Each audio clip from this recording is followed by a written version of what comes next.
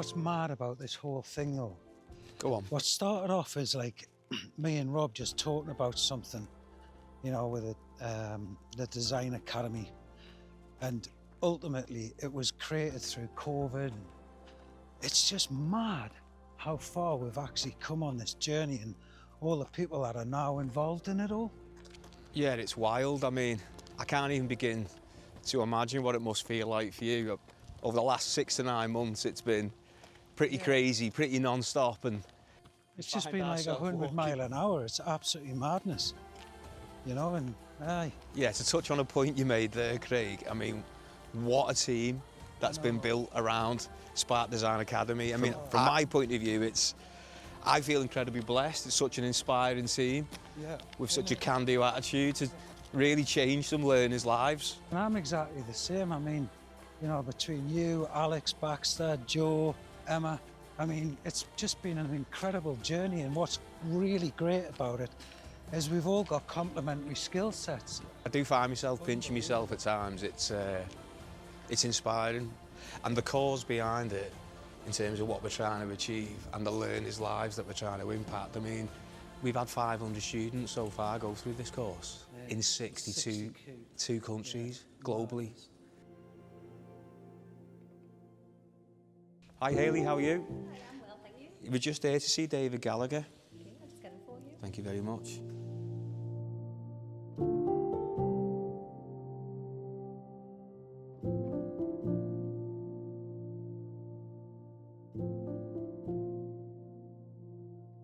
So David, thanks so much for having me back. It's so great to be with you today and talking through all the great stuff that you're doing with NCFE. But what I'd like to do before we really get into the nuts and bolts of it all, tell us a little bit about your journey. How have you ended up getting here? Yeah, well, I'm still trying to work that out fully myself, to be honest, because I never thought, one, I'd be a chief exec, and two, I'd be leading an educational charity, or even that I'd be in education. So when I was a kid, you know, I had a really good start in life, good family, lots of really positive things. But I would say by the time I got to my early teens, I fell out of love with education completely. Right. So hopefully reasonably bright and did quite well at school. But I remember being bored a lot of the time as a kid. But literally by the time I was 13, 14, I barely even went to school, which is probably, quite shocking to admit, given that I now lead an educational charity. Yeah. But I fell out of love with it, and you know, it took me a lot of years to realise why that was. And I think it's really relevant to this conversation today. And it's still quite true of mainstream education that a lot of it is about knowledge, it's about sitting still, it's about behaving, it's about standardised tests. And I think it took me, as I say, probably till my mid-20s, late 20s to realise that I probably would have benefited from a completely different type of education. You know, really practical, up and about on my feet, figuring things out. Well, I was exactly the same. I mean, when I grew up, I suffer with dyslexia. Right.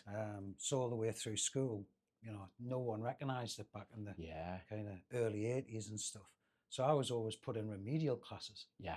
And just obviously going into those classes, all the kids didn't really want to do anything. Yeah. So I ended up just mucking around and left school with absolutely nothing. Yeah. And eventually graduated from the Royal College of Art doing fashion design. Yeah. But it was because I'd figured out I did want to learn, but I just wanted to learn in a different way, through creativity, through pictures, and all that sort of stuff, and it was brilliant. Yeah, and I mean, it's proof's in the pudding, isn't it? You certainly weren't, you know, remedial intelligence or anything, were you? Clearly, unbelievably intelligent. And I think for me, it was more about the fact that I felt like I wasn't really being challenged, and I hated just sitting still. And you know, and it's strange as I've got older, I love certain subjects like history, whereas at school I couldn't stand it because it was really dry. It's weird, isn't it? And so, do you know, the mainstream education not working for me at that point, and things have changed and improved. You know, things like diagnosis of dyslexia or dyspraxia, ADHD. Those things are much better than they maybe were. Do you know, when we were going through the mainstream school. But at the same time, it's about knowledge, it's about a prescribed curriculum. A lot of the time kids are sat at a desk doing Yeah. work. Yeah. And one of the things for me that I worry about mainstream education today, a lot of the time it's about the individual. Do you know, it's saying what can you do on your own? But you know through your career, like your strength and your ability to succeed and achieve comes from a team effort, doesn't it? Oh, 100%. So learning how to work in 100%. a team, communicate, solve Yeah. problems. Yeah, and that is a lot of the problems that we find. And to be honest, my journey obviously has been through creativity, through creative director roles and all that sort of stuff. And really, that was the gap that I was seeing as an employer. Yeah, You know, we would get these kids in, would take 6 to 12 months to train them up. yeah, You know, and the gap that was missing was quite huge. You know, but on paper, you know, yeah, very, very intelligent yeah, kids, yeah, but yeah, then that understanding of industry and how it actually works was, yeah, it was really tough to get that into them. yeah, So I really, that's why we set up Spark Design Academy. yeah. And it's been great over the last 9 months and all the stuff that we've been doing together. It's been absolutely fantastic. And now we've got the courses accredited through NCFE. It's been absolutely amazing. But I'd be intrigued to understand, what is it that attracted you to Spark Design Academy? What Yeah, is yeah. it that you were feeling about our courses? Well, do you know, you've just used the one operative word that got me interested initially, and then there's a whole load of other things as our conversation's gone on, and it's creativity.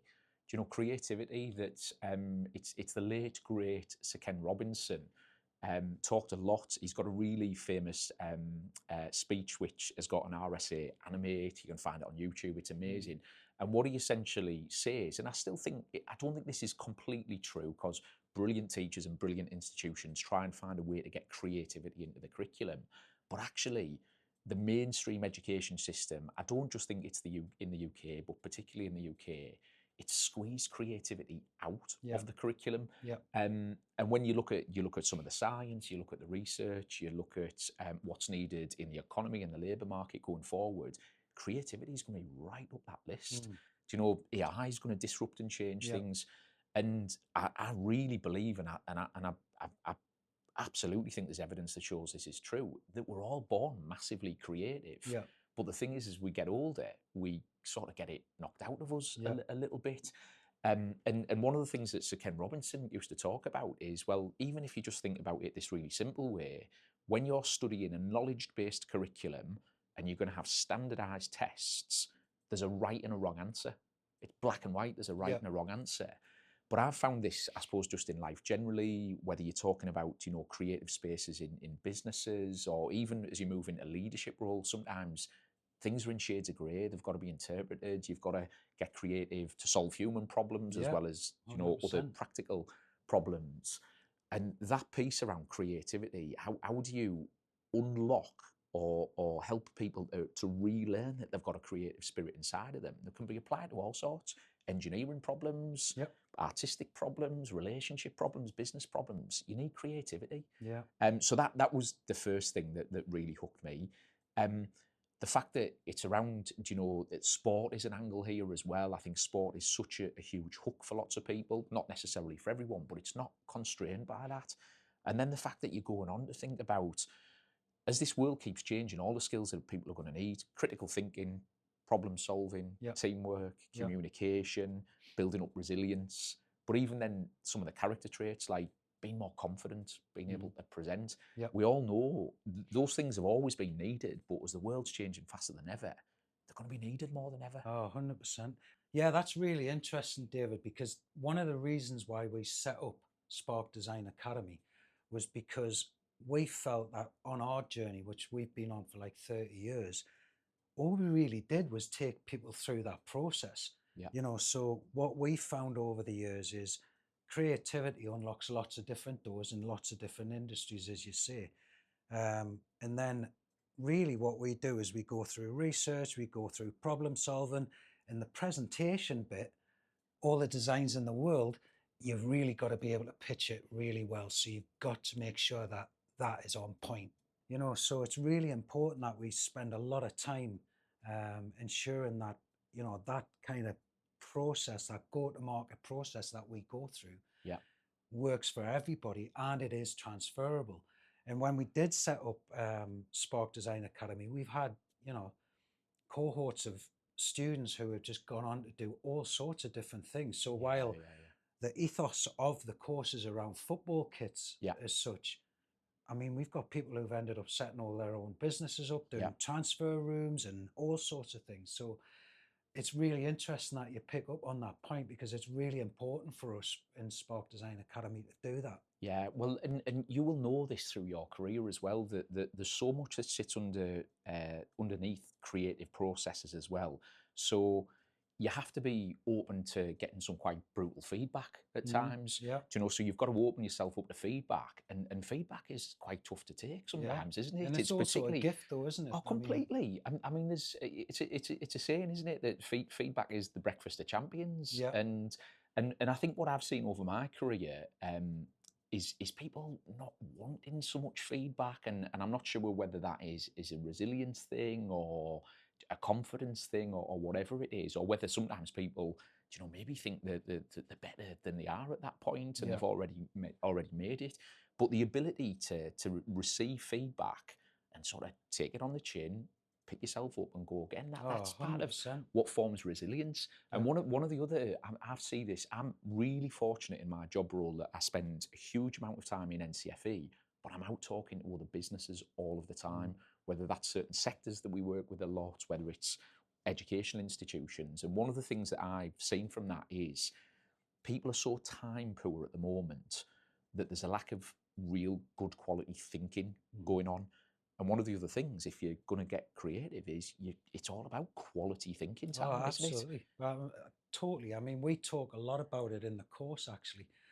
The amount of time that we would spend researching something is huge compared to how much we actually spend designing it. Because the reality is your confidence will grow once you know everything. Let's say it's like Sunderland, or well, I don't know why I chose Sunderland, but no, we'll go with Middlesbrough. Let's go with Middlesbrough. So if you were going to design a football kit for Middlesbrough, you know, if you know everything about the fans, everything about the culture, everything about the history of that team and so on and so forth, when you go and present that, you're presenting that with a lot of confidence. But if you just scratch the surface, you're going in there and you could get shot down in 5 seconds, you know? And I think it's being able to do all of that kind of due diligence, research, and it doesn't matter whether it's a football team. That's anything. You know, if you're going to do a bridge, if you're going to do engineering, you've got to do your research. It's so important. And that's like, as you go through the courses, there's all these little different benchmarks where you're researching fabric, you're researching fit, you're researching all sorts of different things. So you're right, and that does build confidence. Yeah, completely. I mean, you've reminded me of a time very early on in my career where I would like to think I was always a bit of an ideas person, which I'm going to bow to your amazing career in terms of ideas and creativity, because I will have only been, fairly low-level ideas in lots of ways. But I used to present ideas quite often, and I hadn't done that. I hadn't done my research. I hadn't thought about all the different people in the room that I needed to convince. And I don't know whether you'll have ever come across this model. It's called De Bono's 6 Thinking Hats. And when you find out what your natural state is, I'm quite green, which is a bit creative, and I'm quite yellow, which is all about, you know, what could go right, optimism and what have you. And I'm a bit of red, which is emotion in it. But the other 3 missing hats is the black hat is all about critical thinking and what could go wrong. White hat is all about facts, and blue hat's all about process. I just totally disregarded those things. And then I'm presenting to a room of people who were black hat in it, white hat in it, blue hat in it, and then wondering why my ideas were falling flat. And at the time, I didn't really know, but my boss at the time, she's amazing. She's still a really good friend. She's almost a second mother. She schooled me in helping to understand what other people would think and where they'll find faults, and made me spend time with those people. And really, if you think about it, yes, it was a paper about policy, but I had to go through a bit of a creative process to understand how are the people going to feel, what are the facts, to bulletproof your argument, or to bulletproof, you know, get that kit right for a Middlesbrough fan, which is a really hard thing to do. So there's so many ways in which you can think about your audience, your customers, your stakeholders as part of that creative process. that applies to business, full Yeah. stop. Oh, So it's no 100%. wonder people are going on from the program and finding all different ways to get into jobs or build businesses, Yeah. because that's right at the heart of everything. Yeah, absolutely. And it's interesting again because if I think back to all the people that have influenced us and have been my bosses and so on and so forth, I've had that drilled into me. Yeah, yeah, You know, whether it is, as you say, like a bad meeting that I've had or I've been critiqued yeah, really yeah, strongly. You know, the first book that I got handed to us was Who Moved My Cheese, which is all about change and yeah, yeah, all that sort of stuff. Um, and these are the foundation blocks yeah, that made me the person that I am today. yeah, And that's with Spark Design Academy. What was really good about what we're doing is let's put that into the course so yeah, people are learning all the stuff that we did, yeah, but just through this course, you know. So it's almost like we condensed our 30 years into this course, which yeah. I think, well, we know it's been helping a lot of students over the last few years. Do you know everything we're talking about, Craig? And not to talk too much about NCFE, but just to say it aligns so well with what NCFE is about and what we want to achieve as an organisation. And I'm going to bore you with a very quick bit of history. So we're actually the most historic awarding organisation, definitely in the UK, but possibly in the world. 1848, first industrial revolution, born out of Newcastle, actually set up by the giants of industry. So Yeah, it wasn't set up by educationalists, it was set up by industry to say that the only way we're going to make the most of all of this technological change in the Industrial Revolution is by giving people the knowledge and the skills that they need yeah, to make the most of that for them, for the yeah, families, the communities, and for industry. And actually, you know, you fast forward to now, fourth industrial revolution, and everything that you're describing as a leader in industry, if you don't mind me saying, and not to no, not embarrass at you, all. what you've seen is, look, there's a gap here in terms of how education is supporting people to have the skills and the confidence and the ideas Yeah, to go on and have fantastic careers and lives. And so the thing for me is that NCFE as an organisation, we work with lots of UK and international educational institutions, certificate 500,000 learners a year through lots of programmes. A lot of those programmes are qualifications that have been around for a couple of years and they do yeah, a really, really good job. And not to sort of sound too cliched with it, but we're looking for the sparks that can really make a difference yeah, for learners that maybe the mainstream isn't quite right, yeah, or later in their life they're looking for something a bit different, or the industry is changing. And your program and your approach has got so many characteristics, whether it's all the things we've talked about: creativity, problem solving, people understanding how to apply that to business, to communicate effectively. They're many of the things that are going to help people to get great jobs and get on in life. And we really cannot wait to get working with you on a grander scale to take that out to as many people as possible, yeah, whether yeah, that's in the UK, whether it's internationally, where there's so much potential as well. And I said this to you last time we spoke, you know, there's a saying that I love that it's probably a bit overused, but talent exists everywhere, opportunity does not. yes, yeah, You have got the potential through your ideas at Spark Academy to take that opportunity out to people who maybe don't even realise that they've got that creative yeah, spirit and that absolutely. potential. And we have, you know, we've got evidence of that. You know, we've got 500 students or so across 60 odd countries. And the feedback that we were getting from a lot of the guys that have done it is we can't get that type of education in Yeah, our country. yeah, yeah, You know, so we've been able to get into people's, you know, living rooms, bedrooms, whatever, classrooms, and teach them real industry knowledge, yeah, um, where they probably wouldn't be able to get that normally. yeah, But it's interesting because I think the UK has always been looked at as a region that's its education is groundbreaking, yeah, and certainly through the Middle East, where you know I've spent a lot of time there. So we're talking to the KHDA, and the whole idea with that is they've kind of wanted to talk to us because they've seen that their educational process is somewhat lagging behind. So they are arguably looking for us to maybe fill a need for them as well. So, how important is it for NCFE to be kind of in those conversations?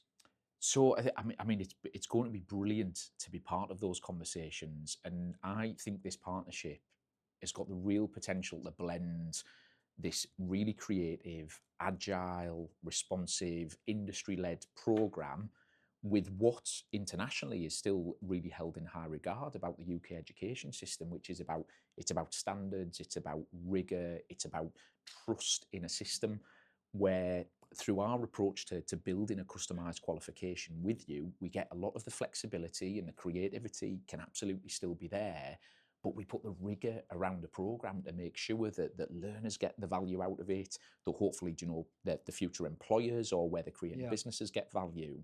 But when you've got institutions internationally, whether that's governments, whether it's Department for Education, whether it's regulators, they know that they've got that British NCFE seal of approval Yeah. that's over 176 years we've Yeah. been operating Yeah. now. And this is where that in the UK, it is more challenging to be creative and agile and flexible because of the system that we've got. And hopefully that's going to change and improve so that programs still with the labour market. But that customised qualification approach gives you the best of both worlds. Yeah. Do you know that it's not so flexible that nobody really understands what it is and whether it's got value. I sometimes draw parallels with cryptocurrency. Do you know, you get a meme coin that it looks fantastic and it's Yeah. off and then it falls off a cliff because the trust is not necessarily there. But then there's other systems, you know, whether it's crypto or whether it's financial systems, we know we can trust it because it's reliable, it's a Yeah. store of value. So our approach to helping you to and it was brilliant already, but through the work with us, put that rigor in, make sure assessments are valid and they're reliable. You can have confidence in your Yeah. program, learners can 100%. have confidence, Yeah. and then we'll prove it. Do you know, over time at an Yeah. even grander scale, Yeah. 500's a lot of learners, but when we've got even more, when we see the outcomes, Yeah. So, David, you've talked about the NCFE certification that our learners will get once they've done the Spark Design Academy course. What else are they going to get? yeah, it's a really good question, and it's something we think about a lot. So of course they get the certificate, and hopefully take a sense of pride from that. We still, you know, see learners putting certificates up on Yeah. walls, which Yeah. is Yeah. fantastic. Um, and of course, from an educational charity point of view, we do really care about that learner the most. But I think what you're bringing to the table, this is really about how this benefits the industries that they're going to and the economy more broadly, because there's people going to move from your program who've got those critical thinking skills. They're going to be creative. They're going to be innovators. You've already mentioned you've had a number of your alumni already setting up their own businesses. So just think if you can scale that to thousands in a particular country, particularly, do you know, you think of the Middle East where they're trying to change the economy, they want to innovate, they want to be creative. Well, what a perfect way for these learners who have got ideas that can be applied to lots of different sectors, setting up businesses or moving into job roles where they're going to be a little hub of innovation within their businesses that can help to transform those employers to be ready for the future.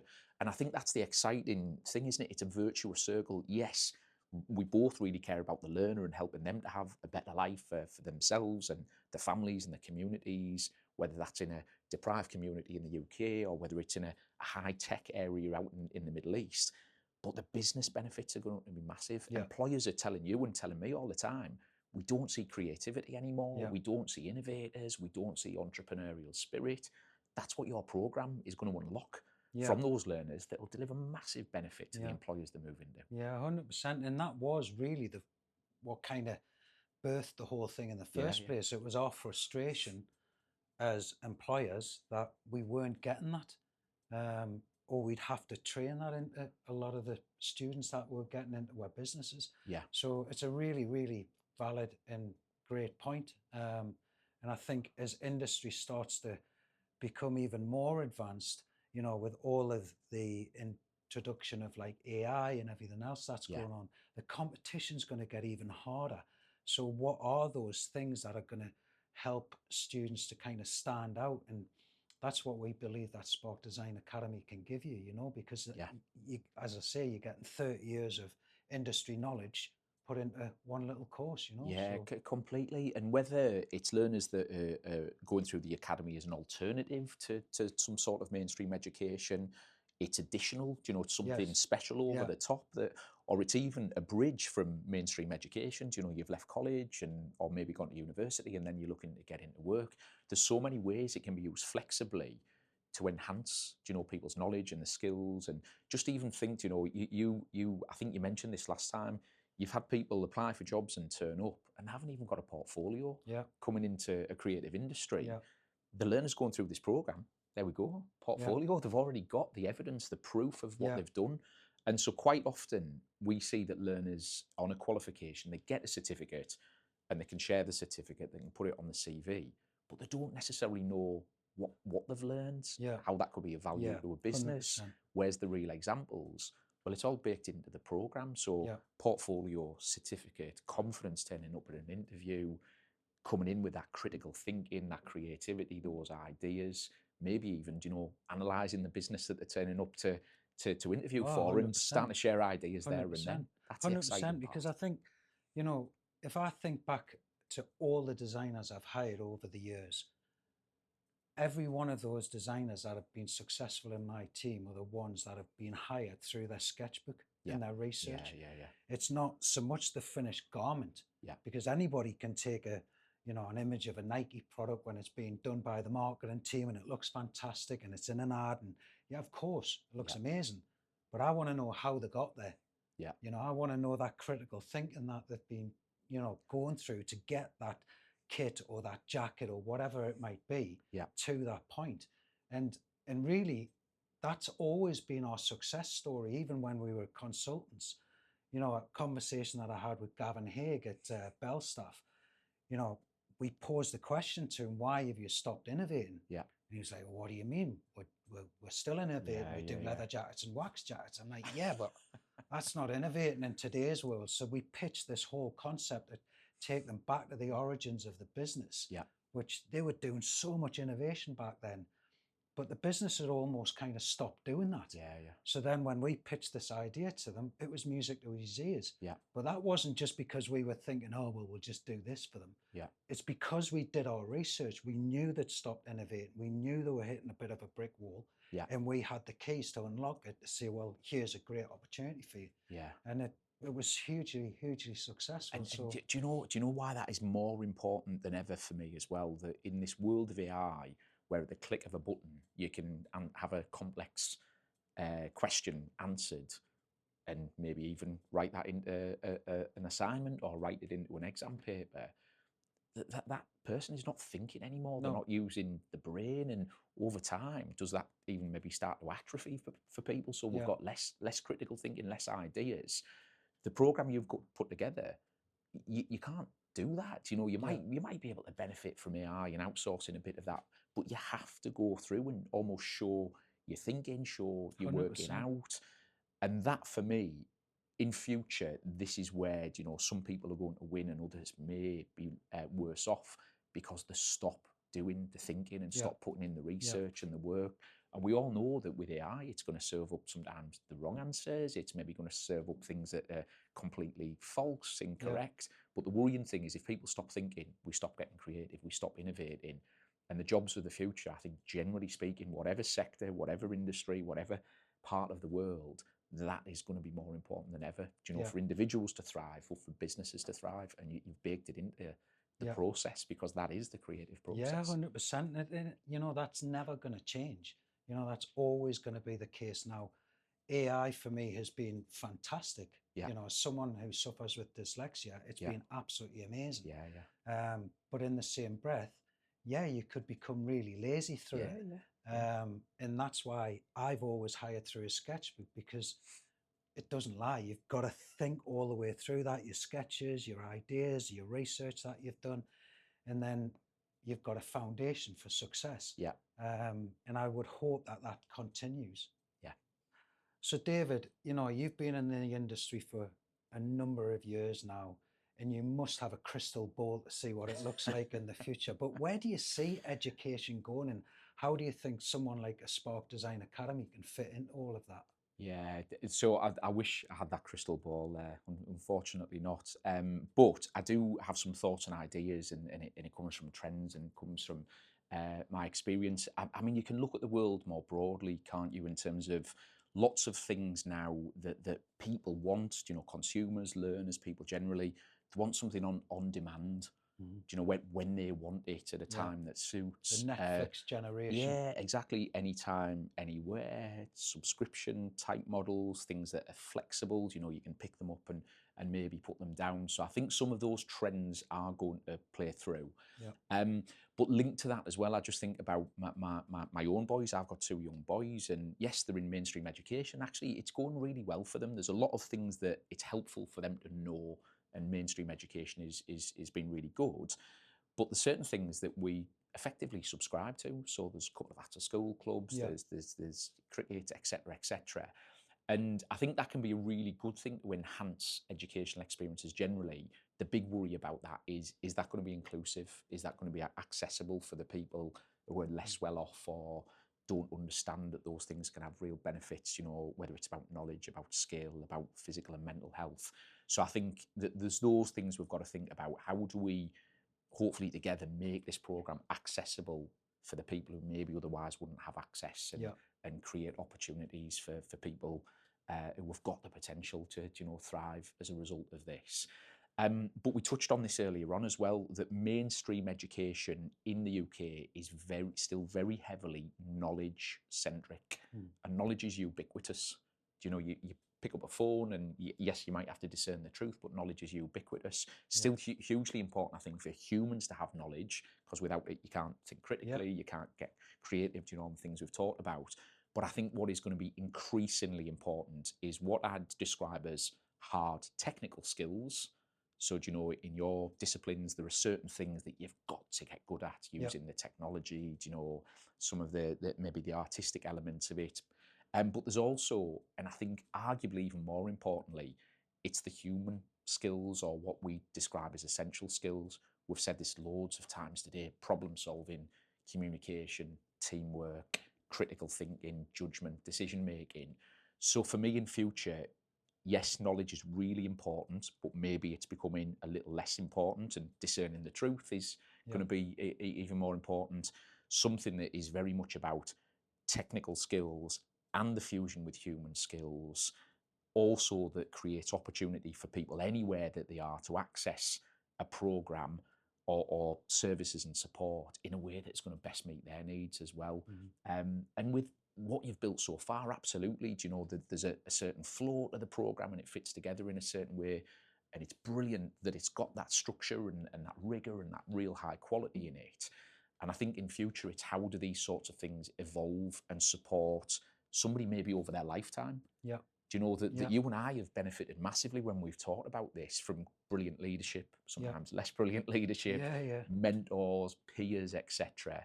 So how could this program evolve into, yes, it's a set of courses, yes, it can be deployed in lots of different ways in a really inclusive and accessible way, brilliant fusion of technical skills and more of the human and essential skills. But what else could it be? You know, because we're all going to have to keep relearning and relearning over our career. Absolutely. And you never stop learning, you know. I mean, every day is a school day, pardon the pun, but it is so true. And what we found is a lot of the students that have done the courses actually keep going back to them. And the way that we set Spark Design Academy up is we don't disappear either. You know, so myself and Rob are always around to be on hand to talk through things.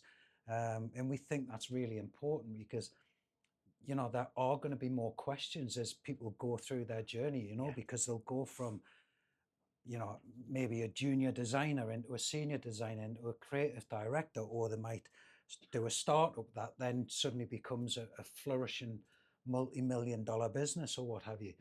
But those questions are always going to be asked. And we like to think that we're always there to help them, you know, because that 30 years of knowledge, whether it's a startup business, whether it's a football kit, whether it's a jacket, we've got all of that, and we're trying to just get these people industry ready through critical thinking and innovation.